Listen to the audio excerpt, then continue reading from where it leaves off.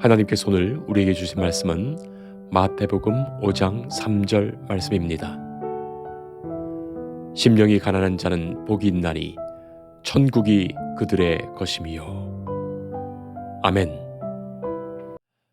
영국의 작가인 조지 오웰이 1945년도에 발표했던 풍자 소설인 동물농장 애니멀 팜이라고 있습니다.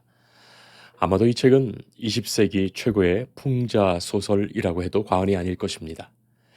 이 책에 나타나는 동물들의 집단 농장에 내려진 제1계명은 너무나도 재치 있는 역설의 표현이 들어있습니다. 동물농장 제1계명, 모든 동물은 평등하다. 그러나 어떤 동물은 다른 동물보다 더 평등하다. 너무나 재미있는 역설이죠. 모든 동물이 평등한데 어떤 동물이 더 평등하면 다른 어떤 동물들은 덜 평등한 것 아닙니까? 결국 차등이 있다는 말입니다. 그것은 평등이 아니겠지요? 하지만 평등이라는 그 말을 역설적으로 표현해서 불평등한 현실을 꼬집는 표현이 된 거예요. 이것이 패러독스, 역설입니다. 일반적으로 옳다고 생각하는 것에 반대되는 표현, 논리적으로 자기 모순에 빠져 있는 듯하게 보이지만 사실은 진리에 도달하기 위한 암시적인 표현이 패러독스, 역설입니다. 자, 그런 점에서 예수님이 전하신 이 팔복의 모든 말씀은 논리적인 인식으로 도달할 수 없는 역설이 있다는 것을 알게 됩니다. 그 중에서 우리는 오늘 첫 번째 말씀을 듣습니다. 심령이 가난한 자는 복이 있나니. 자, 그런데 이 똑같은 말씀을 누가복음은 가난한 자는 복이 있나니 로 쓰고 있습니다. 심령이 가난하든지 실제로 물질이 없어 가난하든지 그들에게 천국, 하나님의 나라가 있다고 말씀하시죠. 그렇게 생각해보면 가난이 곧 복이 됩니다. 그래서 소위 가난한 사람들이야말로 하나님이 사랑하시는 자들이고 그들이 복 있는 자이니 그들과 함께 거하며 함께하는 것이 복음적 삶이라고 선동했던 이들이 나타났던 거예요. 그렇게 되면 오히려 종교가 가난한 자의 가난을 정당화하고 고착하는 것이 됩니다. 그리고 그런 가난한 사람들을 찾아가서 살아보니까 아니 그들의 가난이 자기가 봐도 복이 아니라 불행이거든요. 그러니 그들에게 가난으로부터의 해방, 물질적 가난에서의 해방 주는 것이 천국을 그들에게 주는 것이라 생각해서 소위 해방신학, 민중신학이 생깁니다. 그러나 그들은 예수님의 패러독스를 이해하지 못한 해석학적 무지에 있었던 거예요. 논리적으로 따져보면 물질의 가난은 복이 아닙니다. 그리고 천국은 물질이 가득 채워지는 것도 아닙니다. 그러니 이 둘의 연관성이 논리적이지 못하니 단순히 가난하다면 천국 간다는 것도 논리적이지 않습니다. 팔복의 모든 말씀은 패러독스, 역설입니다. 그러니 이 패러독스를 이해하려면 역설이 그러하듯이 거꾸로 뒤집어 보아야 합니다. 그러면 첫 번째, 예수님이 하신 말씀은 듣는 자에게 하신 말씀이지만 오히려 예수님 자신을 보여주시는 말씀이라는 것을 알게 됩니다. 놀랍게도 팔복에 복되다 선언한 이 8가지 사람들은 모두 예수님 자신이라는 것을 알게 됩니다. 예수님의 심령이 가난하셨고 예수님이 애통하시는 분이시고 예수님이 온유하시며 예수님이 의에 줄이고 목마르신 분입니다. 예수님이 긍휼히 여기시는 분이시며 예수님의 마음은 청결하시며 예수님이 화평케 하시며 예수님이 의를 위하여 박해받으십니다. 둘째, 그러므로 8가지 상황에서 그들에게 주신 복, 행복은 오히려 예수님이 그런 중에서도 행복하셨다는 것을 힘주어 반증하는 것입니다. 예수님의 행복은 가난합니다. 그래서 저는 오늘 제목을 행복은 가난하다 라고 지었어요. 역설적인 제목이에요. 행복은 가난하다. 어떤 생각이 드십니까? 도대체 행복이 가난하다니 우리는 어떻게 그 의미를 이해할 수 있겠습니까? 일반적으로 가난을 좋아하는 사람은 없습니다. 가난이 뭐 좋습니까? 그리고 가난에는 두 가지의 측면이 있죠. 하나는 절대적 가난이고 다른 하나는 상대적 가난이에요. 첫 번째, 절대적 가난은 그야말로 아무것도 먹지 못하고 입지도 못하고 살 것도 없는 빈자, 거지의 상태를 말합니다. 아무것도 없으니 절망 속에 있을 수밖에 없고 삶에 기쁨이 없고 행복하지 않습니다. 둘째는 상대적 가난입니다. 물질이 많든 적든 간에 스스로 누군가와 비교하면서 자신이 가난하다고 생각하는 상태예요. 이 경우는 있어도 만족을 모르는 상태이고 행복을 모르는 상태입니다. 어쩌면 현대인들은 이런 가난한 상태에 살아가지요. 그러니 이런 가난에는 오히려 욕심이 가득하고 불안하며 불평이 있어서 겉으로 보기에는 행복한 듯 하나 실제로는 행복하지 않습니다. 자, 그러니 예수님이 말씀하시는 가난이란 것은 물질의 가난이 아니죠. 절대적 가난도 행복한 것이 아니고 상대적 가난도 행복한 것이 아닙니다. 가난은 행복을 주지 않습니다. 그러니 역설적으로 가난해서 행복한 것이 아니라 행복해서 가난한 것을 말합니다. 이것이 파라독스가 됩니다. 여기에 쓰인 가난, 프토코스는 그야말로 극빈의 가난, 포벨티를 의미해요. 정말 거지같이 아무것도 먹을 것이 없고 집도 없고 입을 것도 없고 마치 망망대해 돛담배처럼 무인도에 떨어진 자 처지처럼 아무 대책도 아무것도 없는 그런 상황을 말합니다. 그러므로 오히려 그것은 물질이 하나도 없어야만 느껴지는 바로 그 절박함, 그 처절함, 아무 기대와 소망이 없이 죽음만을 기다리는 그 비참한 마음의 상태를 그대로 표현한 것이 되는 거예요. 그래서 마태복음은 이 가난을 심령의 가난, 마음의 가난으로 해석해 놓은 거예요. 조금도 의롭지 않습니다. 조금도 선하지 않습니다. 조금도 정결하지 않습니다. 전적인 자기 무능과 자기 거짓과 자기 악함을 고백하기에 그 누군가가 나를 죄인이라고 말하고 나를 부정하다고 말하더라도 그것에 조금의 변명도 할 수 없는 그런 죄인의 마음, 가난한 극빈의 마음이죠. 이제 그는 심판밖에 받을 것이 없습니다. 창조주 하나님이 그를 지옥에 보내신들 아무런 항의도 할 수 없는 겁니다. 마땅히 그러한 죄인이기 때문이에요. 성도 여러분, 이 문제는 대단히 심각한 문제입니다.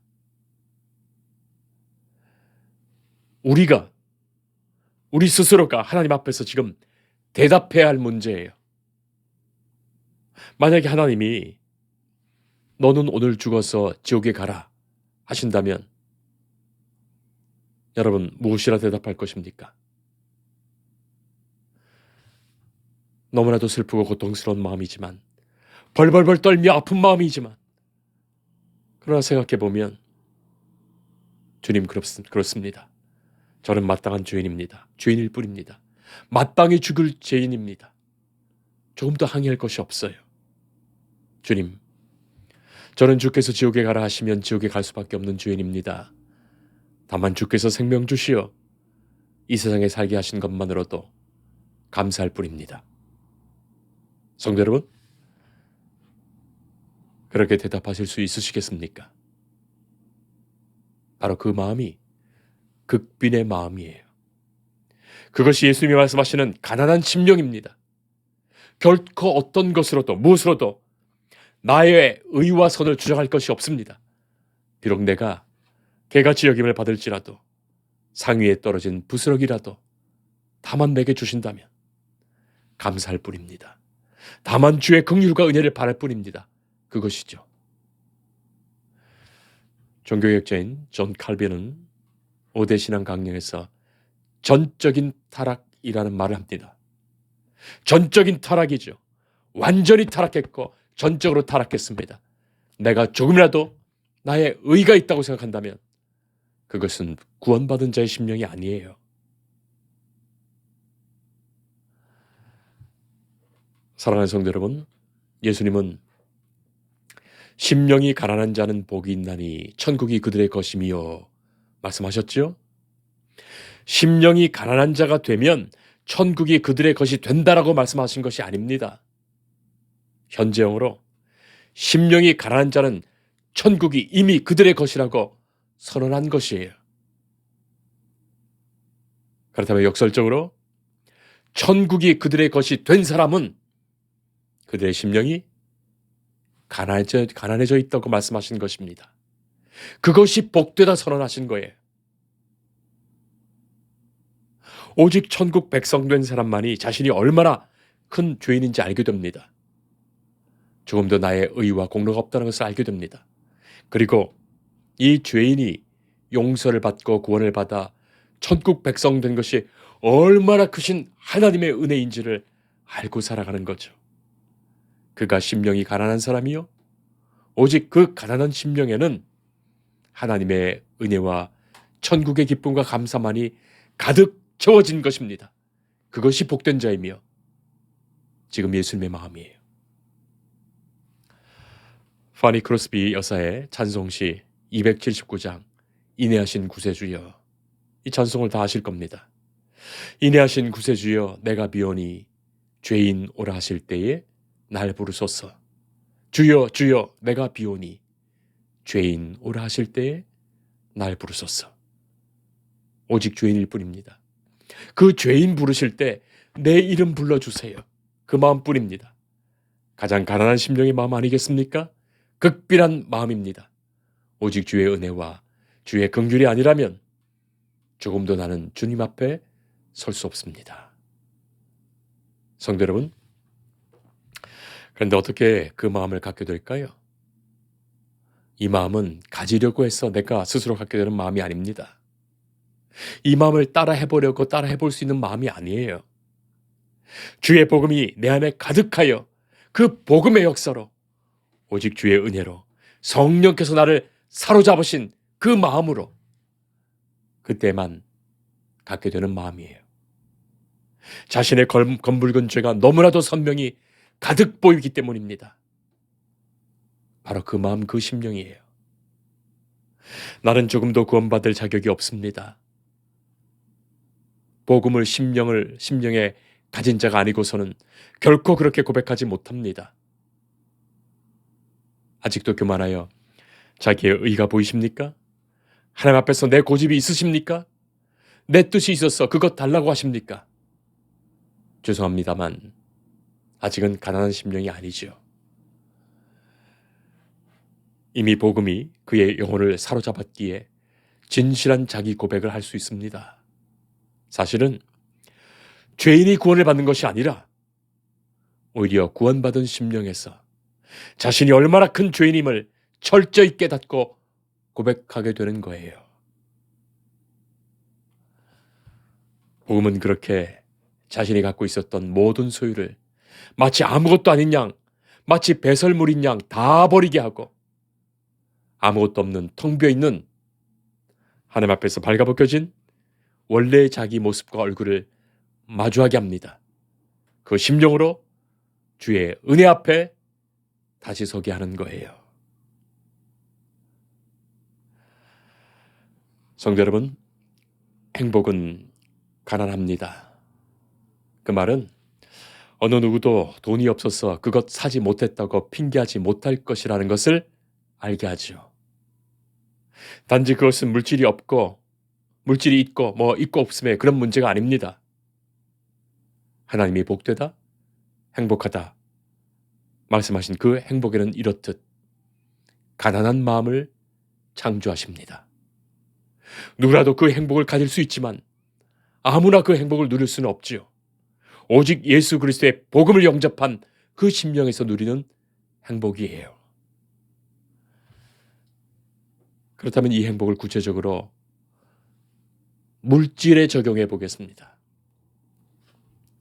천국을 소유한 가난한 마음이 어떤 것인지 말이죠. 저희 아이들이 어렸을 때 일입니다. 바쿠칸이라고 하는 조그맣고 동그란 장난감이 유행했던 때가 있었습니다. 어른들의 눈에는 그냥 조그마한 장난감일 뿐인데, 아니 왜 아이들은 그것을 가지면 그렇게 행복해 하는지요? 마치 어렸을 때 우리도 구슬치기 하면서 구슬 많이 따놓고서 그것 가지고 있으면 행복해 했던 것처럼 말이죠. 종이 딱지 많이 따놓고서 그렇게 행복해 했던 것처럼 말입니다.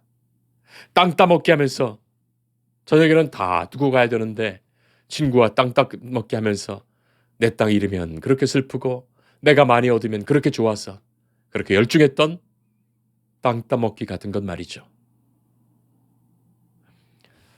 형보다 하나라도 더 멋진 바쿠칸이 자기에게 있어야 한다고 동생이 생각하지만 그 동생을 데리고 저는 이마트에 가서 제가 했던 말이 있습니다. 석영아, 너만 사주지는 않을 거다. 2개를 사줄 테니 네가 가장 좋은 것으로 둘 골라봐라. 그러면 네가 하나, 형이 하나를 가질 텐데 둘 중에서 형이 먼저 고르고 네가 나중 것을 갖게 될 거야. 그래도 좋다면 아빠가 사주겠다 말했어요. 이 아이는 한참을 망설이다가 그렇게 하겠다고 했습니다. 사실 내 것 원래 없었습니다. 다 하나님이 주신 거예요. 2개 받아서 자기가 다 가지려니까 문제예요. 자기가 더 좋은 것 쓰고 남은 것이라도 줄 수 있다면 거기에 나눔이 시작됩니다. 그러나 자기가 덜 좋은 것 쓰고 더 좋은 것을 줄 수 있다면 거기에는 나눔이 완성됩니다. 사랑하는 사람을 대하는 태도, 자녀를 대하는 태도, 부모를 대하는 태도, 하나님을 대하는 태도가 그런 것이에요. 진정으로 가장 아끼는 것을 줄 수 있는 그때야말로 진정한 나눔이 됩니다. 가난한 마음에서만 나오는 나눔일 것입니다. 그래서 우리는 가난해도 가난하지 않습니다. 하나님의 자녀들이 서로가 사랑한다면 말이죠. 가난한 심령의 사람들이 모인 교회는 결코 가난하지 않습니다. 세상이 줄 수 없는 행복을 나누며 살게 됩니다. 예수님은 우리를 위하여 자신의 생명까지도 주셨어요. 물질에서 행복을 찾으려는 마음은 반드시 불행할 수밖에 없습니다. 그러나 내 것이 처음부터 아무것도 없었다는 그 마음에서, 그 가난한 마음에서 주님만을 의지하며 내게 있는 좋은 것을 기꺼이 나눌 수 있다면 행복은 그런 가난한 마음에 있는 것이며 그 마음에는 이미 천국이 임해 있습니다. 기도하겠습니다. 거룩하신 하나님, 오직 주님의 은혜와 긍휼만을 기다립니다. 내 것 아무것도 없습니다. 아무것도 주께 자랑할 것도 없습니다. 죄인으로 하실 때에 주의 긍휼하신 은혜로만 불러주옵소서. 이제는 주의 복음이 내 안에 있어, 주께서 내 안에 있어 주로 인하여 감사하게 하시고 기뻐하게 하시고 충만하게 하옵소서. 모든 것이 주께서 주신 것이기에 그것으로 주의 사랑과 은혜를 위하여 넉넉히 나누며 사용하게 하옵소서. 예수님 이름으로 기도합니다. 아멘. 주님을 늘 믿으며 그 손